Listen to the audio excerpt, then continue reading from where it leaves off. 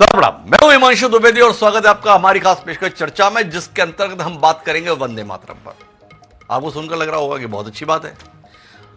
आजादी का महोत्सव अभी भी मनाया है, 80वां स्वतंत्रता दिवस देश ने मनाया था, धूमधाम से मनाया था। तो ऐसे समय पर वंदे मातरम पर बात होनी चाहिए, इसलिए होनी चाहिए क्योंकि वंदे मातरम आजादी के आंदोलन का प्रतीक रहा था। तमाम आजादी के मत वाले, आजादी के दीवाने, आजादी के लिए संघर्ष करने वाले लोग वंदे मातरम के माध्यम से ही अपनी भावनाओं को अभिव्यक्त करते आ रहे थे। वंदे मातरम अंग्रेजी राजसत्ता के विरोध का प्रतीक बना था।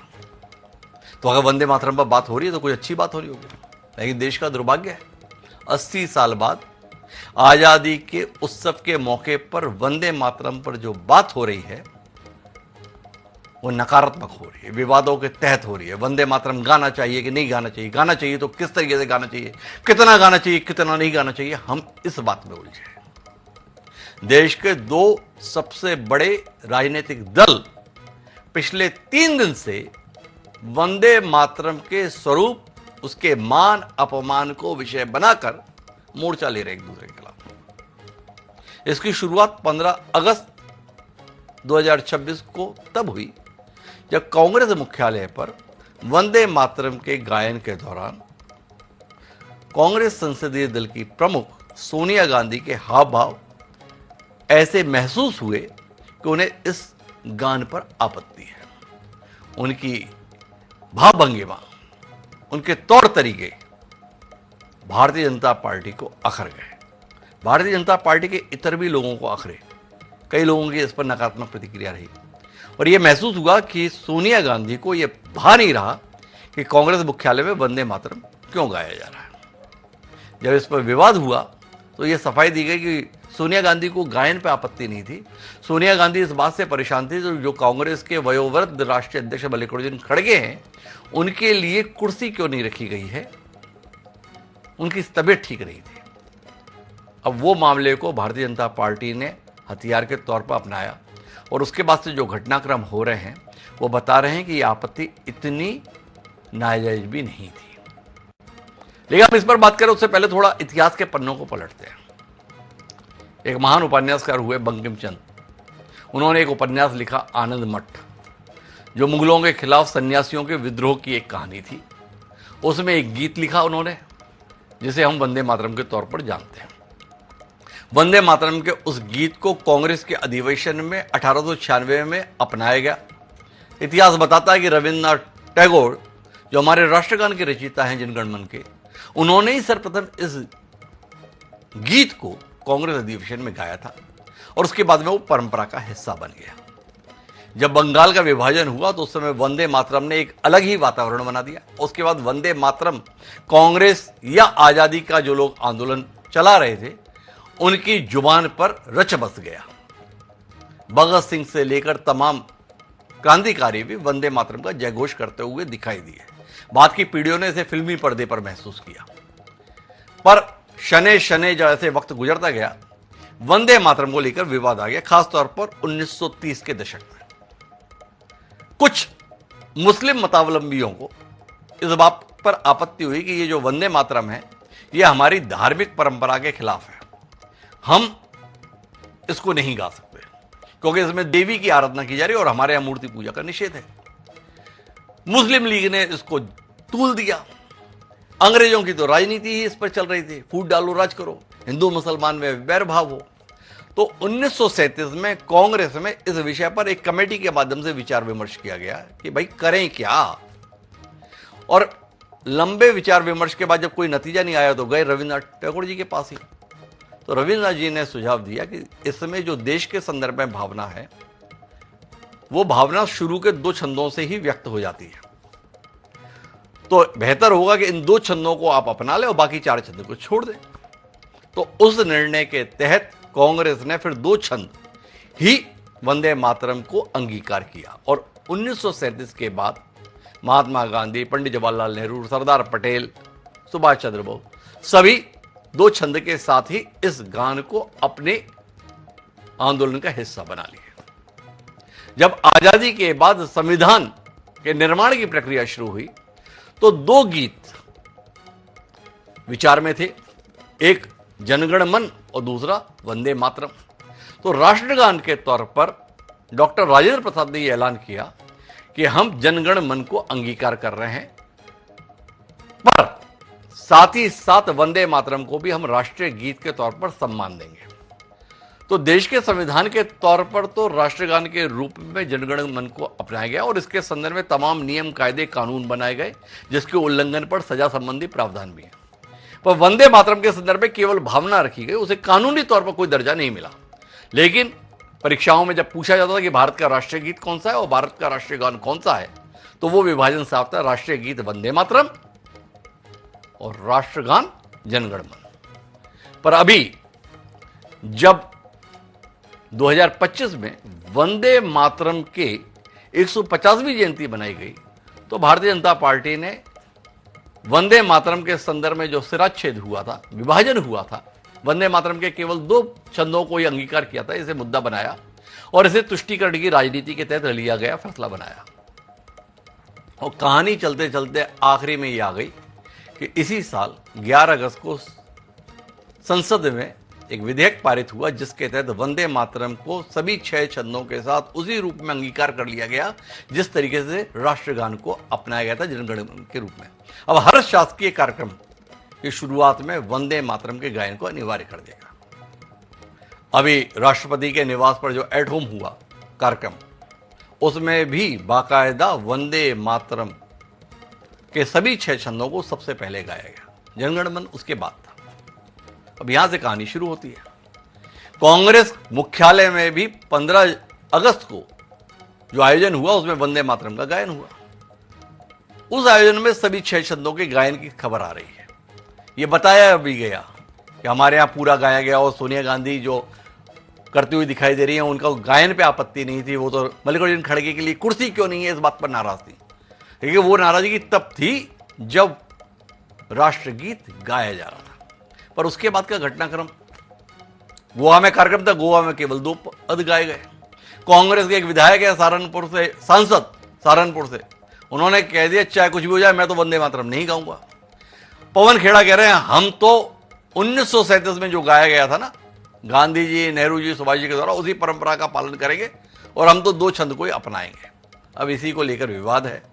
विवाद के तहत राहुल गांधी, सोनिया गांधी के खिलाफ देश भर में FIR हो रही है।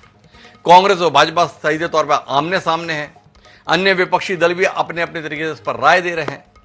कहा जा रहा है, आम आदमी पार्टी के संजय सिंह है कि जैसे हिंदू मुसलमान के संदर्भ में करते थे, अब भारतीय जनता पार्टी इस पर कर रही है। तो आज हम इसी पर बात करेंगे कि राष्ट्रगीत के संदर्भ में कांग्रेस क्या आत्मघाती गोल कर रही है। क्या कांग्रेस भारतीय जनता पार्टी के प्रयासों के चलते देश भर में खलनायक की भूमिका में फिर स्थापित होने जा रही है। कांग्रेस का यह स्टैंड मुस्लिम तुष्टीकरण के तहत है या वाकई अपने परंपरा के प्रतीकों को सहेजने की कोशिश है, और इसके मायने आने वाले समय में किस रूप में होंगे, इस पर आज हम बात करेंगे। हमारे साथ इस गंभीर विमर्श का हिस्सा बनने के लिए कुछ खास मेहमान हैं। हमारे साथ डॉक्टर वीरेंद्र सिंह चौहान है, भारतीय जनता पार्टी के सुधी प्रवक्ता हैं, आक्रामक लहजे में बात करते हैं। उनकी आक्रामकता का सामना करने के लिए सौजन्य, सौम्यता, शालीनता के प्रतीक के तौर पर डॉक्टर अजय उपाध्याय है। मसला जटिल है, देखें डॉक्टर अजय उपाध्याय इस मुश्किल से कैसे निकलते हैं।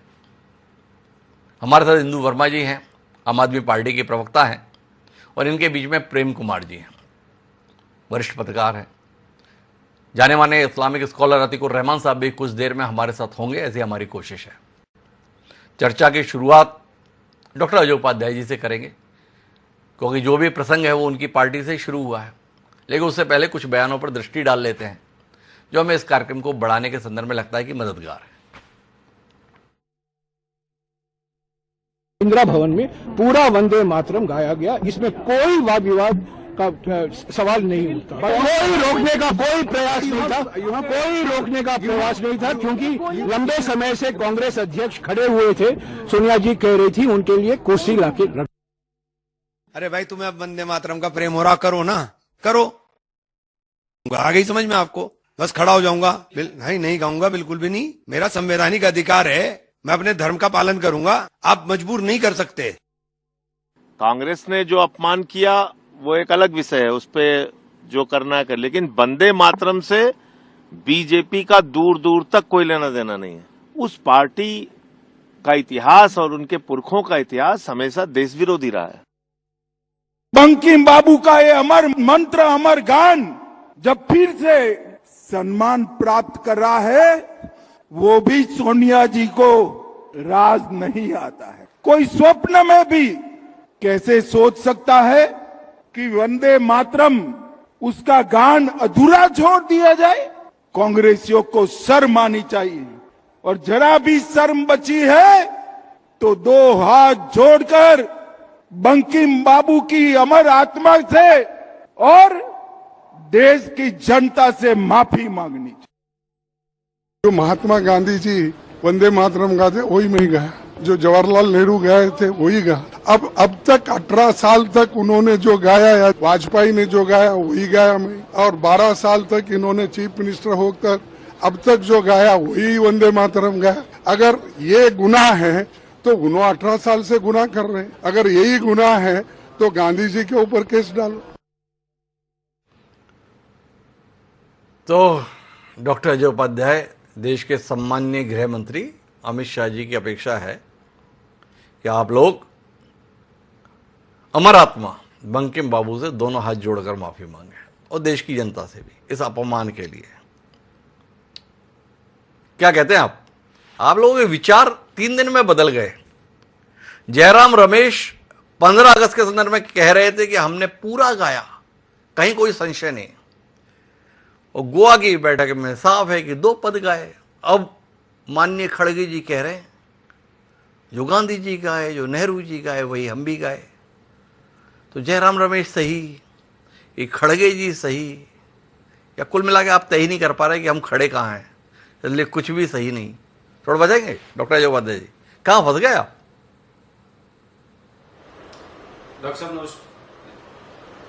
साहब नमस्कार आपको, आपके सभी पैनल साथियों को, पैनल साथियों को और आपके दर्शकों को। मैंने अमित शाह जी का स्टेटमेंट सुना, अच्छा लगा। कम से कम 20 दिनों बाद बिल से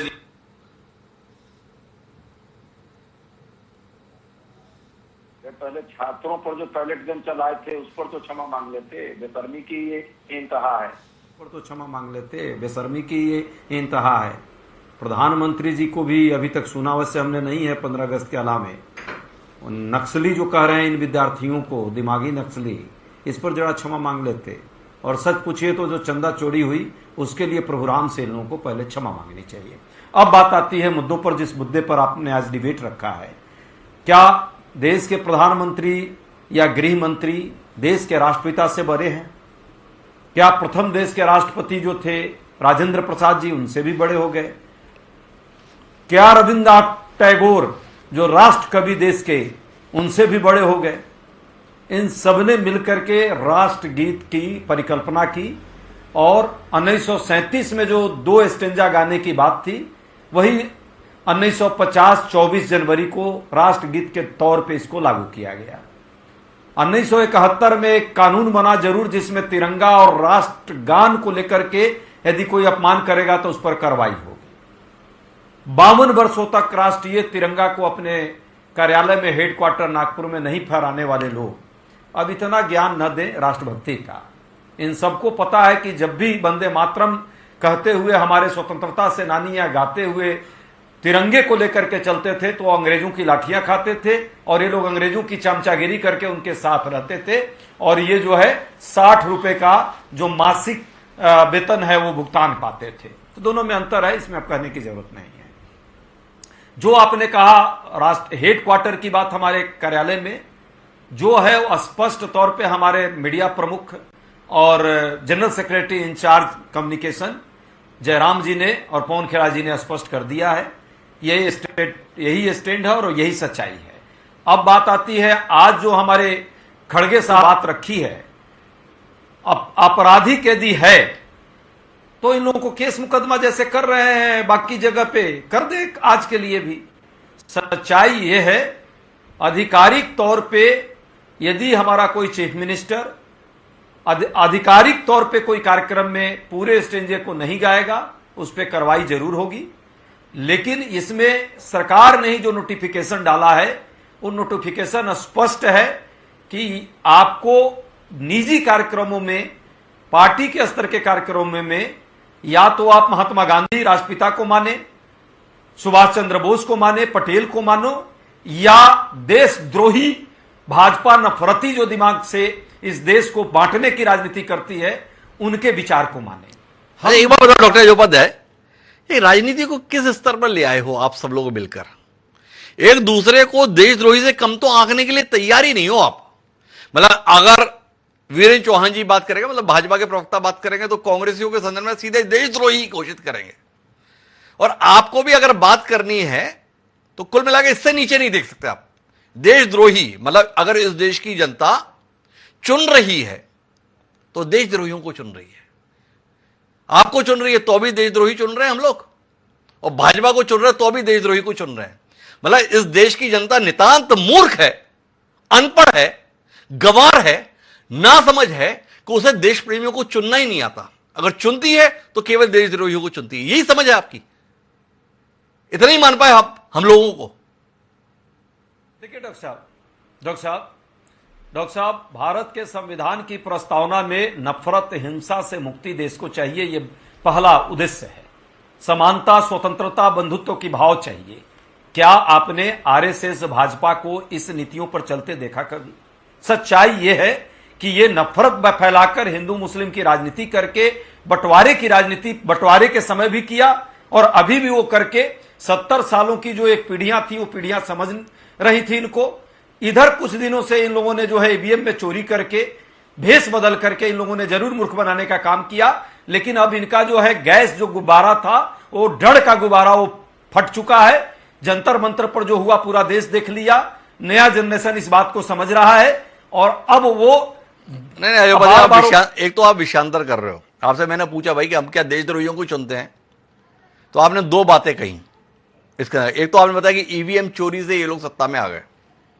2014 में तो सरकार मनमोहन सिंह जी के नेतृत्व में थी, यूपीए की चेयरमैन सोनिया गांधी थी, तो उन दोनों ने मिलकर भाजपा के लिए चोरी करवाई ईवीएम के माध्यम से, इसलिए सत्ता में आए। 2014 में तो इनकी सत्ता नहीं थी, तो ये समझना है आपसे। दूसरा, आपने संघ को लेकर बात कही, तो देश में तो राज आपका था, सरकार आपकी थी, ये देशद्रोहियों को खुला क्यों छोड़ रखे थे भाई? आप समझ नहीं थी आपको सरकार चलाने की? आपके राज्य में देशद्रोही खुलेआम चले, संगठन चले, क्यों चले? अपनी इस करतूत के संदर्भ में शर्मिंदा हो गया कि हम देशद्रोहियों के संगठन को चलाते रहे भाई, हम इसके लिए क्षमा प्रार्थना, इसके लिए माफी मांगोगे देश से? दो सवाल है आपसे, इससे कम में नहीं जा सकते डॉक्टर अजोपाध्याय। भाई नीतियों को लेकर विरोध रखो, पर सीधे देशद्रोही घोषित करोगे? बहुत अच्छा प्रश्न है आपका। 2014 के परिप्रेक्ष्य और 2014 से पहले 2004 के और 5 के भी परिप्रेक्ष्य को हम लोग ले सकते हैं। उससे पहले जो भी सरकारें परिवर्तित हुई, कहीं ना कहीं डेमोक्रेटिक पाथ से हुई, डेमोक्रेटिक सिस्टम से हुई, और निश्चित तौर पे 2014 की सरकार को मैं नहीं मानता हूं कि वो इस तरह से परिवर्तित हुई होगी। लेकिन 2014 के बाद जिस तरह से इक्वल प्लेइंग फील्ड को खत्म करने का काम, देश के सभी तंत्र पर कब्जा करने का काम, जिस तरह से लगातार चुनाव को प्रभावित करने का काम, और अब तो पब्लिक डोमेन में है कि अब जो है 2024 का चुनाव तो इन लोगों ने जो है हड़पने का काम किया। अभी भी इनके पास बहुमत नहीं है, दूसरी पार्टियों को तोड़कर कलंकित बहुमत अपनाने का काम कर रहे हैं। तो यह दर्शाता है कि इनकी मंशा जो है कभी भी देश के संविधान के साथ चलने की नहीं थी। अब बात आई है आरएसएस की। आरएसएस पर महात्मा गांधी के हत्या का आरोप इसलिए आज मैं कहता हूं और चुनौती के साथ कहता हूं, क्योंकि सावरकर के पोते ने 2 दिन पहले पुणे के जेल में एफिडेविट के साथ इस बात को स्वीकारा है कि नाथूराम गोडसे आरएसएस का सदस्य था। वही सावरकर के पोते याक्षी सावरकर ने, जो ऑलरेडी ये भी स्पष्ट कर दिया उस एफिडेविट के साथ कि सावरकर ने 10 बार अंग्रेजों से माफी मांग करके माफीनामा। अरे एक बात बताओ डॉक्टर अजोपाध्याय, आप तो ठीक ठाक पढ़ने लिखने वाले आदमी हो भाई, बड़ा अध्ययनशील व्यक्ति हो, क्या हो गया आपको? ये विनायक दामोदर सावरकर का संघ के साथ क्या नाता है?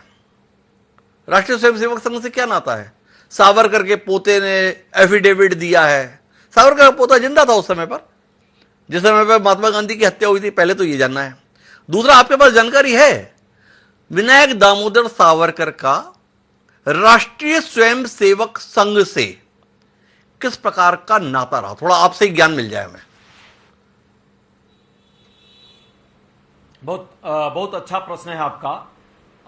आरएसएस से, राष्ट्रीय स्वयंसेवक संघ से विनय सावरकर का यदि कोई नाता नहीं था, माफी वीर का, तो ये रोज आरती क्यों आरएसएस वाले उतारते हैं? अभी वीरेंद्र जी से अभी पूछिएगा भाजपा के। अरे अजय उपाध्याय जी, इस मामले में तो कहां तर्क दे रहे हो आप। ये तो सरदार पटेल की भी बड़ी स्तुति करते हैं। चौहान साहब हमेशा सरदार पटेल का जय जयकार करते रहते हैं, क्या कहते हो? वो तो उसी सरदार पटेल ने जो है इनको जो है बैन किया था। अरे भाई, मेरा जो आपसे सवाल है, अभी आपने क्या कहा? अगर इनका सावरकर से नाता नहीं तो ये सावरकर का बात क्यों करते रहते? ये तो सरदार पटेल की भी करते रहते हैं। हमने ये तर्क दिया आपकी जानकारी के लिए। राष्ट्रीय स्वयंसेवक संघ से विनायक दामोदर सावरकर की किसी भी रूप में और कभी भी कोई संबद्धता नहीं रही। विनायक दामोदर सावरकर तो हिंदू महासभा के साथ संबद्ध थे, आपकी जानकारी के लिए। और हिंदू महासभा को खारिज करते हुए संघ ने तो जनसंघ और बाद में भारतीय जनता पार्टी को अस्तित्व में लाया। अगर आज हिंदू महासभा अस्तित्वहीन है तो उसकी वजह माननीय डॉक्टर वीर सिंह चौहान की पार्टी, भारतीय जनता पार्टी, पूर्ववर्ती जनसंघ और राष्ट्रीय स्वयंसेवक संघ। लेकिन हमारा विषयांतर हो जाएगा, अभी विषय पर आते हैं। और डॉक्टर अजय उपाध्याय, केवल आपसे इतना जानना चाहते हैं कि कांग्रेस मुख्यालय में अगर 6 पद गाने के लिए आप लोग तैयार हो गए तो 2 दिन बाद गोवा पहुंच के खड़गे जी 2 पद गाने पर ही क्यों अड़ गए? बस इतना समझाओ, बाकी छोड़ो, दाएं की छोड़ो, बाएं की छोड़ो। इतना बताओ कि 3 दिन में ऐसा क्या हो गया कि जो जयराम रमेश ये बता रहे थे कि 6 पद पूरे गाए हमने मुख्यालय में, उस पार्टी के सम्माननीय राष्ट्रीय अध्यक्ष गोवा में कह रहे हैं हम तो 2 ही गाएंगे। क्या हो गया 3 दिन में? देखिए, ये क्लियरिटी है राष्ट्रीय गान के प्रति। ये राष्ट्रीय गीत हम ही ने आगे उस परंपरा को रखा है। स्वतंत्रता आंदोलन, स्वतंत्रता सेनानियों के खून के साथ हमारा रिश्ता है और हमने वो निभाया है। लेकिन जो राजनीति करने वाले, तुष्टीकरण करने वाले, आज जो दिखावटी स्वतंत्रता आंदोलन के सिपाही दिखावे में बन रहे हैं, उनसे मैं पूछना चाहता हूं कि हेड क्वार्टर में यदि हम लोगों ने उसको पूरी तरह से किया तो आज भाजपा के लोगों के मुंह पेट में दर्द हुआ और हर जगह केस मुकदमे में लगे पड़े हैं। डॉक्टर, देखो आप बेईमानी कर रहे हो सीधे तौर पर। आप ऐसे आदमी हो नहीं, अभी तक तो नहीं थे भाई। आप हमारे मूल सवाल का उत्तर नहीं दे रहे हो। मुख्यालय में 6 पद गाने वाली कांग्रेस और कांग्रेस के सम्माननीय राष्ट्रीय अध्यक्ष मल्लिकार्जुन खड़गे 15 अगस्त से 18 अगस्त आते आते 6 से 2 पद पर क्यों आ गए? यह हमें कांग्रेस के विचारवान प्रवक्ता डॉक्टर अजय उपाध्याय से समझना है। अजय उपाध्याय समझा पाएंगे या इसके संदर्भ में भी जानकारी जुटाएंगे और फिर हमें बताएंगे? नहीं, स्पष्ट है। उस दिन जो भी कार्यक्रम थे, उस कार्यक्रम की परिस्थितियां और उन कार्यक्रम में हमने पूरे गान को गाया, यह भी स्पष्ट है। आपके चैनल के माध्यम से सबने देखा। कल की, आज की जो बात है, 18 तारीख की जो चीजें हैं, हमारे वहां के जो स्थानीय लीडर्स हैं, उन्होंने चूंकि निजी कार्यक्रम है, उन्होंने 2 पैरा को ही जो गांधी जी और रविन्द्रनाथ टैगोर ने स्वीकृति दी, उसको गाने का स्वीकार किया। इसमें कोई निजी कार्यक्रम में कोई डॉक्टर अजय उपाध्याय में बता नहीं पाए कांग्रेस मुख्यालय में कौन सा सरकारी कार्यक्रम था भाई? वो भी तो पार्टी का कार्यक्रम था। गोवा में भी पार्टी का कार्यक्रम था। खड़गे जी वहां पर भी थे, खड़गे जी यहां पर भी थे। लेकिन हम आते हैं डॉक्टर वीर सिंह चौहान जी के पास और चौहान साहब से समझना चाहते हैं। कांग्रेस मुख्यालय में 6 पद गाए गए। सोनिया जी ने 80 साल के बुजुर्ग मल्लिकार्जुन खड़गे की चिंता कर ली। उन खड़गे जी की चिंता कर ली जो उत्तराखंड में जनसभा को संबोधित करने गए थे, तो आपके कार्यकर्ता उसकी शुद्धिकरण के लिए मंच पे पहुंच गए। उसको लेकर आप बहुत परेशान हो गए। चौहान साहब, थोड़ा बताओ ना, परेशानी की वजह क्या है? चौहान साहब, आपने म्यूट कर रखा है, इस समय आपकी खामोशी भाएगी नहीं। मैं ये कह रहा हूं डॉक्टर साहब कि आपने आज अजय उपाध्याय जी को आधा घंटा दे दिया और आधे घंटे में उन्होंने अपनी पार्टी के भीतर व्याप्त कंफ्यूजन का एक नया चित्र आपके सामने खींच दिया। आपके दर्शकों ने स्वयं देखा, उस पर मैं सीधे टिप्पणी नहीं करूंगा। मैं तो यही कहूंगा कि 15 अगस्त को कांग्रेस मुख्यालय में जब इस देश के स्वाधीनता आंदोलन का गान वंदे मातरम गाया जा रहा था और इनकी योजना के विरुद्ध शायद इनके ही कुछ कार्यकर्ताओं ने देश के कानून को मानते हुए पूरे का पूरा वंदे मातरम वहां पर चला दिया, तो कांग्रेस की मुखिया, कांग्रेस की यूं कहिए कि गैर संवैधानिक मुखिया सोनिया गांधी, कांग्रेस के मुखिया खड़गे और उनकी बगल में उन्हें खड़गे कहकर के, दद्दू के उम्र के खड़गे को खड़गे कहकर पुकारने वाले राहुल गांधी के चेहरे देखने लायक थे। बेचैन हो उठे, परेशान हो उठे, रोको रोको ऐसे करती हुई कांग्रेस की अध्यक्षा, कांग्रेस की पूर्व अध्यक्षा को सबने देखा। कांग्रेस झूठी कितनी है, कांग्रेस के प्रवक्ता और नेता झूठे कितने हैं, इससे बड़ा प्रमाण कुछ हो नहीं सकता, क्योंकि सब कुछ वीडियो पर प्रत्यक्ष मौजूद है और सैकड़ों करोड़ हिंदुस्तानियों ने उसको देखा है, सबके सबने उसको देखा और पहचाना है। दूसरी बात, पहले दिन कांग्रेस के मुख्यालय में जो इनके नेतृत्व से चूक हुई उसको ढकने के लिए इनके कम्युनिकेशन के मिसकम्युनिकेशन एक्सपर्ट ने कहा नहीं हमने पूरा गाया, हम तो पूरे का सम्मान करते हैं। तो भाई साहब, अगर आप पूरे वंदे मातरम का सम्मान करते हैं, देश की संसद के कानून का सम्मान करते हैं, शहीद आजम भगत सिंह, चंद्रशेखर आजाद और खुदीराम बोस के वंदे मातरम का सम्मान करते हैं, बंकिम चंद्र चट्टोपाध्याय का सम्मान करते हैं, तो कांग्रेस पार्टी के ही नेता हैं उत्तर प्रदेश के, वो कहते हैं मैंने पहले नहीं गाया, आगे कभी नहीं गाऊंगा। टेलीविजन पर है, उनको फांसी पे लटका दिया आपने, पार्टी से निकाल दिया। इनके एक दूसरे सांसद हैं केरल के, उन्नीथन करके, वो कह रहे हैं इस जन्म में पूरा वंदे मातरम केरल में तो नहीं गाया जाएगा। कांग्रेस के अध्यक्ष 3 ही दिन में, आपने ठीक कहा, उनके तेवर बदल गए। पूरा वंदे मातरम गाने वाले ये कहते हैं मैं तो नहीं गाऊंगा, हम तो नहीं गाएंगे, और मैं तो वो गाऊंगा जो गांधी जी ने गाया, जो नेहरू जी ने गाया। झूठ बोलते हुए ये भी भूल गए कि उन्हीं नेहरू जी ने, उन्हीं गांधी जी ने और उनसे पहले के और नेताओं ने 1896 या 99 जो भी वर्ष आपने बताया जब से कांग्रेस गा रही थी वंदे मातरम, 96-99 से लेकर के और 1937 तक पूरा वंदे मातरम गाया था। इतिहास में पीछे जाना है, 37 तक क्यों जा रहे हो खड़गे जी? 96 तक जाइए और उस दिन तक जाइए जिस दिन एक मुस्लिम कांग्रेसी अध्यक्ष के नेतृत्व में पूरा वंदे मातरम कांग्रेस ने गाना शुरू किया था। कुल मिलाकर के इतिहास कांग्रेस के डीएनए में जो दोहरा चरित्र है उसका, वो इतना इनग्रेन्ड है, वो इस सारे घटनाक्रम से सामने आ गया है। कांग्रेस के कर्नाटक के अध्यक्ष बीके हरिप्रसाद कहते हैं किसी कीमत पर नहीं गाएंगे, और भाई साहब ये कह रहे हैं कि नरेंद्र मोदी हमें चाहे फांसी तोड़ दें, मृत्युदंड दे दें, हम वंदे मातरम नहीं गाएंगे। कांग्रेस का मूल जो स्वभाव चरित्र है और भारतीय प्रतीकों के प्रति। अच्छा वीरेंद्र जी, एक बात आपसे समझनी है, ऐसा क्यों कर रही है कांग्रेस? इस पर आप कुछ समझ पाए?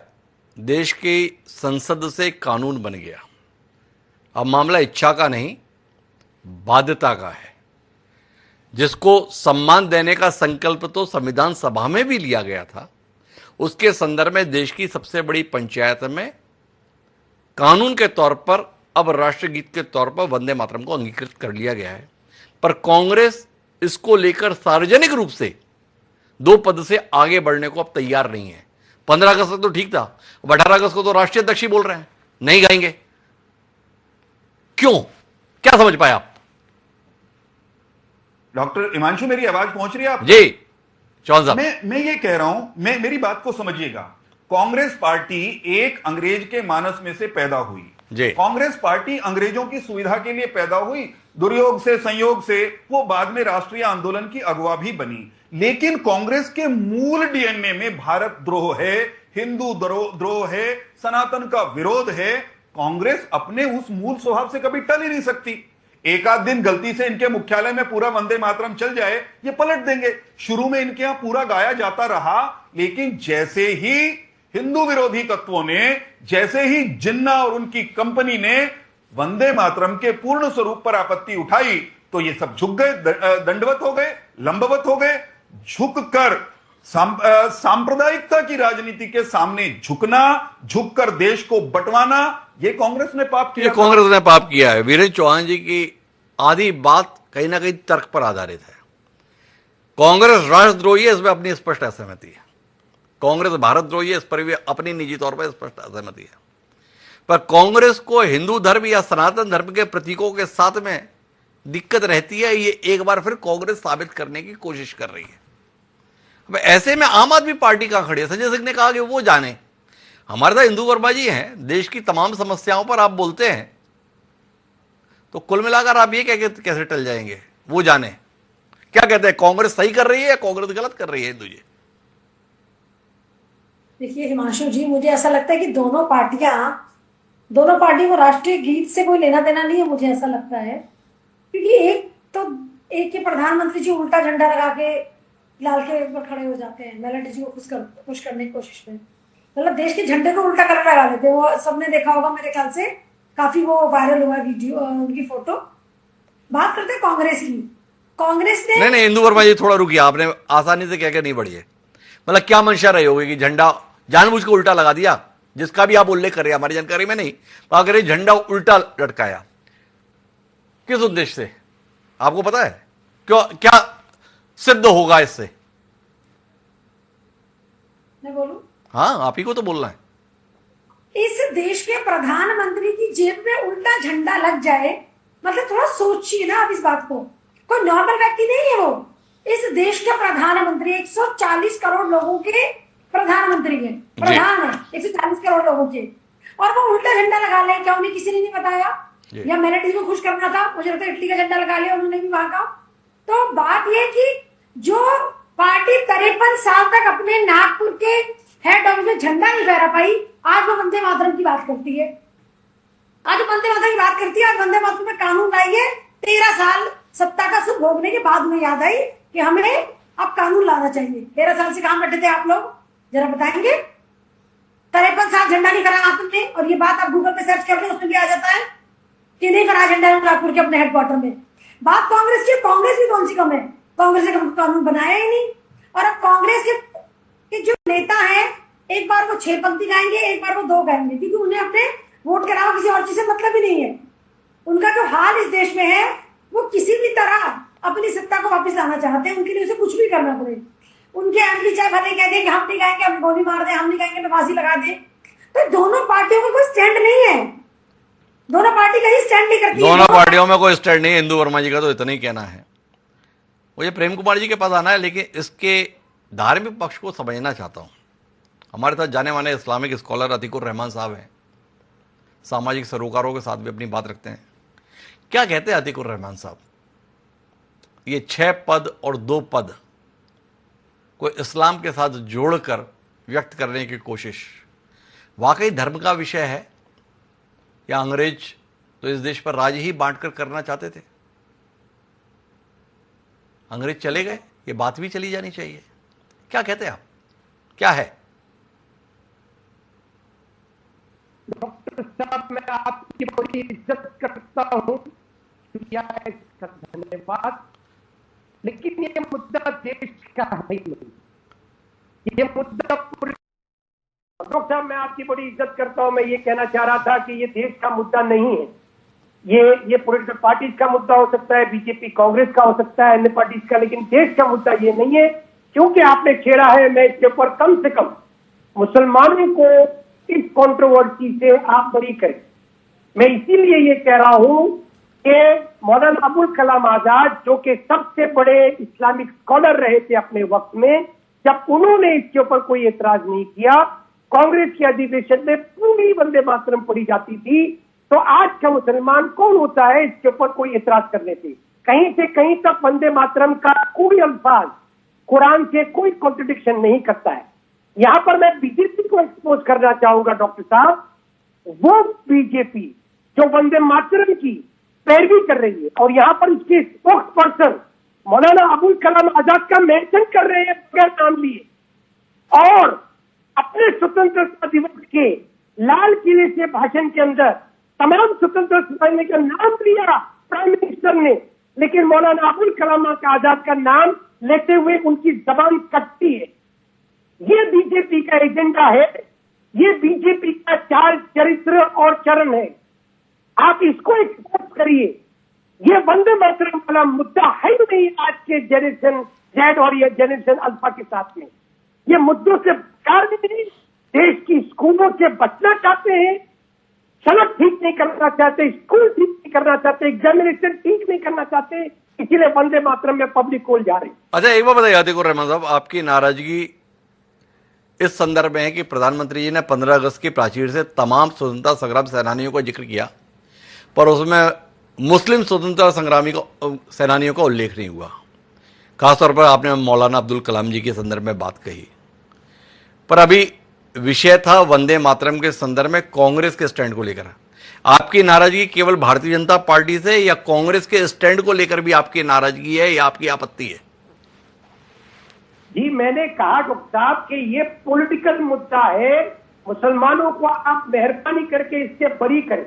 और मैंने एग्जाम्पल दिया कि जब मौलाना अबुल कलाम आजाद अपने अधिवेशन में पढ़ा करते थे कांग्रेस के प्रेसिडेंट होते हुए, और उनके बड़ा कोई इस्लामिक लीडर नहीं गुजरा हिंदुस्तान के अंदर, तो आज का मुसलमान एतराज करने वाला कौन हो सकता है? नहीं, आपकी दलील है अतिकुर रहमान साहब, लेकिन थोड़ा अपन इतिहास को अगर पलटते हैं, आपने बिल्कुल सही बात कही कि यह सियासी मसला है, पर सियासी मसला है क्यों? इतिहास के कारण है। 1937 में 6 पद से अगर 2 पद हुए तो उसके सियासी कारण ही थे। उस समय पर कुछ मुस्लिम मतावलंबियों के द्वारा इस पर ऐतराज था और उस समय की परिस्थितियों को देखते हुए इसे 6 पद के स्थान पर 2 पद के रूप में अंगीकार किया गया था।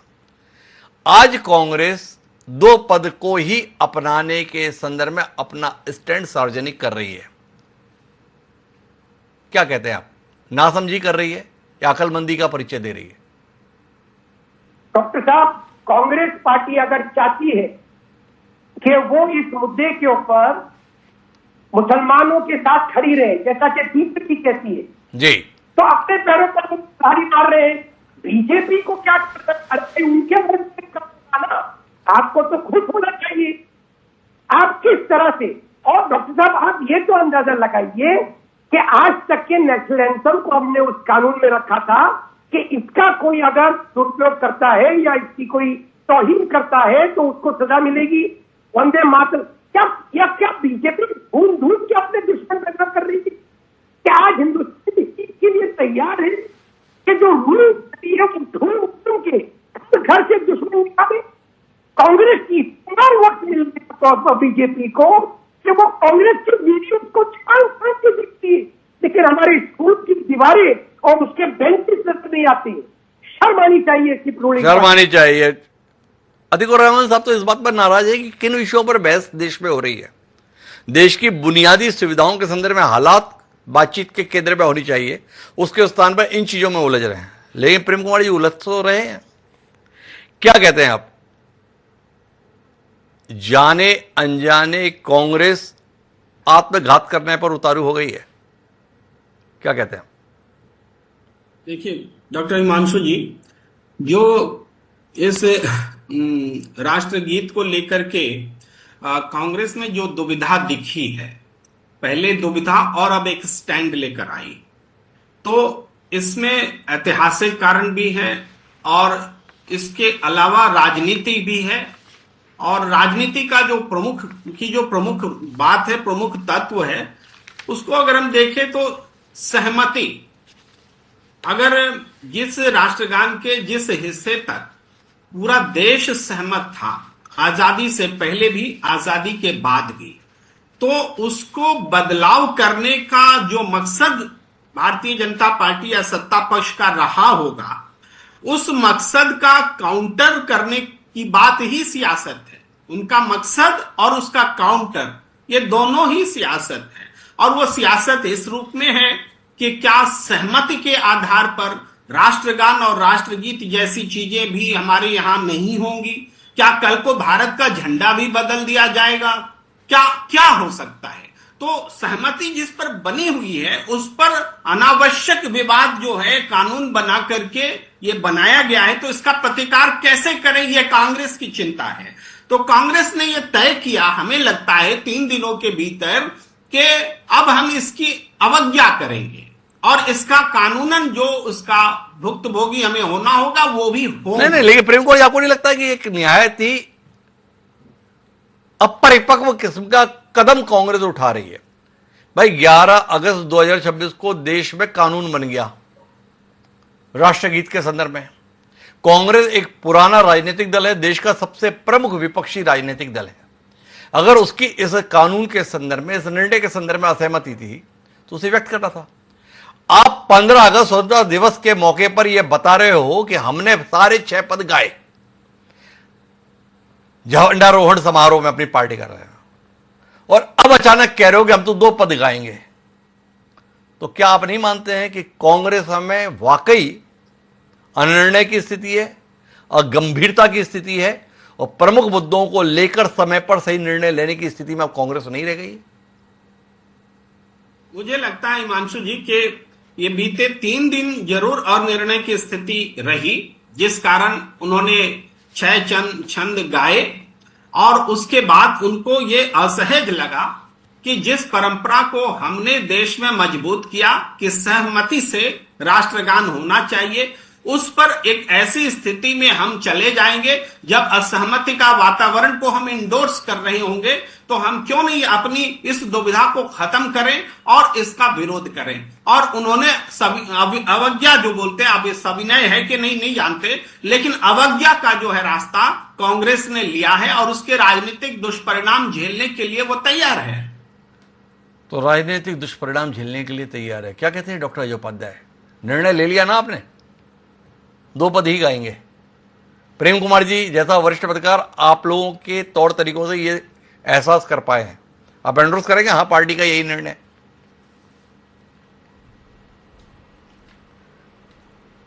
डॉक्टर साहब, कानून और कानून की भावना दो चीजें होती है। इस देश में कानून से ज्यादा कानून की भावना का महत्व होता है।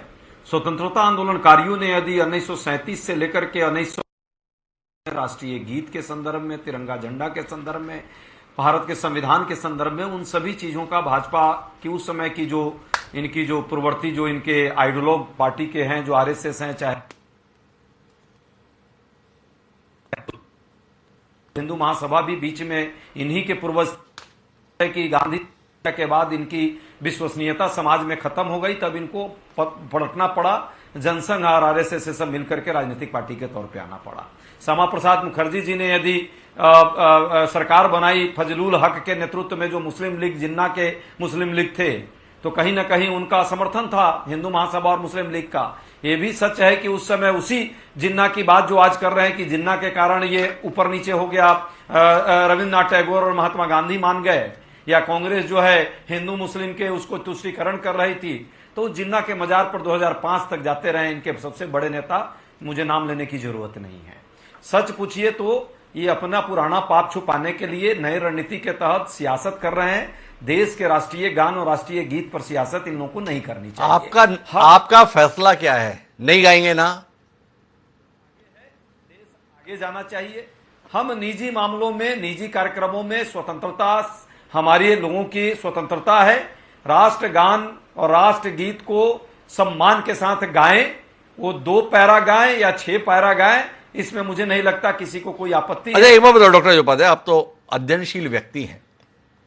कांग्रेस पार्टी और जितने भी स्वतंत्रता संग्राम सेनानी थे वो तो 50 साल की करीब, 40 साल की करीब सभी 6 छंद गाए थे। 1937 में जो कहानी बनी वो मुस्लिम लीग की आपत्तियों के कारण बनी, और उस समय पर जो फैसला भी लिया गया वो देश को एकजुट रखने के लिहाज से लिया गया। चौहान साहब सहमत हो असहमत हो ये उनकी मर्जी है, पर सच्चाई यह है कि आज़ादी के आंदोलन में एक गीत विभाजन का कारक ना बने, इसलिए गांधी, सुभाष, नेहरू, पटेल सब तैयार हुए कि चलो 2 छंद से काम चला है। पर कुल मिला के इसके बावजूद भी आज़ादी तो मिली, पर विभाजन हो गया। जिस विभाजन को रोकने की मानसिकता के तहत यह समझौता किया गया था, वो विभाजन रुका नहीं। और जब देश की संसद, जो इस देश के लोक के निर्णय की अभिव्यक्ति है, वहां पर कानून बन गया, तो आप पहले असमंजस में रहकर इस स्टैंड के साथ हो, आपको नहीं लगता है कि आप अपने पैरों पर नहीं, गर्दन पर कुल्हाड़ी चलाने के लिए व्याकुल हो रहे हो? डॉक्टर अजय उपाध्याय, सीधा सवाल है आपसे। डॉक्टर साहब, इतिहास का जो दृश्य आपने दिखाया है वो आंशिक सत्य है। 24 जनवरी 2050 को जब देश स्वतंत्रता के बाद जो ये राष्ट्रीय गीत के रूप में इसे स्वीकारा गया तो 2 ही पारा स्वीकारा था। राजेंद्र बाबू उस समय क्या ज्ञानी तो थे नहीं, उस समय तो बंटवारा उससे पहले हो चुका था देश का। पटेल साहब भी उस समय थे, पटेल साहब ने इसको यदि स्वीकारा तो उनकी सहमति रही होगी, या मैं कहता हूं कि श्यामा प्रसाद मुखर्जी भी गाए होंगे। दिक्कत यह है डॉक्टर अजय उपाध्याय कि अगर आप अड़ी गए तो कोई क्या करेगा? भाई संविधान अपनाया था ना 26 जनवरी 1950 को, 1 साल के भीतर संशोधन लेके जवाहरलाल नेहरू जी आ गए थे, जिन्होंने संविधान की प्रस्तावना लिखी थी। उसके बाद से लेकर 125 संशोधन कर लिया हमने अपने संविधान में। तो अगर वंदे मातरम के संदर्भ में वर्तमान सरकार अगर संशोधन लेकर आ गई तो भाई पहले भी संशोधन हुए हैं, कब तक राजेंद्र बाबू के नाम पर जो है आप लपेटोगे? भाई कुल मिलाकर 6 पद गाने पे आपत्ति है, ये डॉक्टर अजय उपाध्याय की बात से निकल कर आ रहा है। भाजपा क्या करेगी, ये आखिरी बातचीत हमें समझनी है डॉक्टर वीर सिंह चौहान से। जी चौहान साहब। देखिए, मैं ये कह रहा हूं कि मुझे तो जितनी बात अतीकुर रहमान साहब की समझ में आई उसमें यूं लगता है कि इस्लाम को भी आपत्ति नहीं है वंदे मातरम के पूर्ण स्वरूप में। जी। कांग्रेस को क्यों है? कांग्रेस क्यों आगे बढ़ के मुस्लिम तुष्टीकरण के लिए भारतीयता के प्रतीकों का, सनातन के प्रतीकों का निरादर कर रही है? इसका जवाब कांग्रेस को, देश की जनता को देना पड़ेगा। वंदे मातरम क्या? वंदे मातरम इस देश की सनातन संस्कृति का, सभ्यता का प्रतीक, ये रविंद्रनाथ टैगोर भी कहते थे। सारे क्रांतिकारी उस वंदे मातरम के गीत को गाते हुए स्वाधीनता संग्राम में लड़ रहे थे, इसीलिए अंग्रेज उस पर प्रतिबंध लगाते हैं। फिर वंदे मातरम को आधा करने के लिए वंदे मातरम के आधे स्वरूप पर प्रतिबंध लगवाते हैं जिन्ना। तो जो काम अंग्रेज कर रहे थे, जो काम जिन्ना कर रहे थे, मुझे आज कांग्रेस की अध्यक्षा, पूर्व अध्यक्षा सोनिया गांधी और कांग्रेस के वर्तमान अध्यक्ष खड़गे साहब वही काम करते हुए दिखाई दे रहे हैं। तो कुल मिलाकर अगर हम बातचीत के निष्कर्ष पर पहुंचे तो यह अत्यंत दुर्भाग्यपूर्ण स्थिति है। जिस वंदे मातरम के जिक्र मात्र से अंग्रेज कांपते थे, जो वंदे मातरम भारतीयता का बोध कराता था, जिस वंदे मातरम के उद्घोष से हमारी स्वतंत्रता के प्रति कमिटमेंट, समर्पण की अभिव्यक्ति होती थी, वो वंदे मातरम आजादी के 80वें महोत्सव में पूर्ण स्वरूप में गाया जाए, इस पर एक स्वतंत्र देश में बहस भी हो सकती है। ये वाकई अचंभे की बात है। अतीकुर रहमान साहब जैसा जाना माना इस्लामिक स्कॉलर सीधे तौर पर कह रहा है कि इसमें मुसलमानों के ऐतराज का कोई वजह ही नहीं है, हर विषय को मजहबी नजरिए से देखने की कोई जरूरत भी नहीं है। तो ऐसे में कांग्रेस पार्टी क्यों अपने हाथों से स्वयं को कटघरे के अंदर खड़ा करने की कोशिश कर रही है? जब 15 अगस्त को इस दलील के साथ आप देश के सम्मुख आए कि हमने सभी 6 पद गाए, तो अब अचानक 2 पद की जिद कहीं कांग्रेस को भारी तो नहीं पड़ जाएगी? कांग्रेस के नीति नियंताओं को इस पर विचार करना चाहिए। अगर उन्हें 12 साल 15 साल गांधी, नेहरू, सुभाष, पटेल का 2 पद गाया हुआ वंदे मातरम भारा है, तो उन्हें गोखले, तिलक, विपिन चंद्र पाल का गाया हुआ 6 पद का वंदे भारत क्यों नहीं भारा है? इसके संदर्भ में कांग्रेस को विचार करना चाहिए। हमारी बातचीत के निष्कर्ष तो यही है। आप सभी मेहमानों का बहुत बहुत धन्यवाद इस विमर्श का हिस्सा बनने के लिए। आज के इस कार्यक्रम में इतना ही। दीजिए मुझे याद, कल फिर मिलते हैं नए विषय के साथ। तब तक के लिए सादा पड़ा।